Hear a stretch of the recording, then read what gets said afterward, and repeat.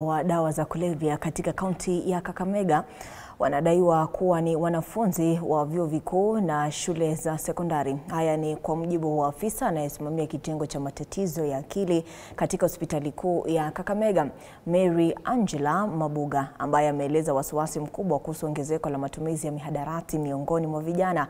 Wakizungumza katika maadhimisho ya siku ya kukabiliana na kudhibiti matumizi ya dawa za kulevya, wanaharakati wa kupambana na dawa hizi nchini wametoa wito kwa wazazi na jamii kwa ujumla kuwajibika katika malezi na ufuatiliaji wa watoto wao, huku wakizitaka mamlaka zinazodhibiti uuzaji wa dawa kuchukua hatua kali dhidi ya wafanyabiashara wanaokiuka sheria.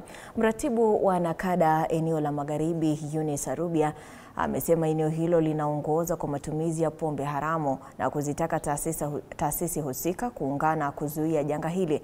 Naye kamishna wa kaunti ya Kakamega, Meru Mwangi, ametoa wito kwa vijana wa kizazi cha Gen Z kushirikiana katika mapambano dhidi ya dawa za kulevya. Inaonyesha kwamba Kakamega ni mojawapo ya ile sehemu ambayo matumizi ya dawa hizi na pombe iko juu sana. Mkoa wa Kati ama Central Province, eneo la Mlima Kenya lilikuwa juu, lakini wameweka mikakati mingi ambayo imepunguza utumizi huu. Sasa sisi tumepita Mombasa, tumepita Central, sasa Western ndio inaongoza. Na ukija Western unapata Kakamega.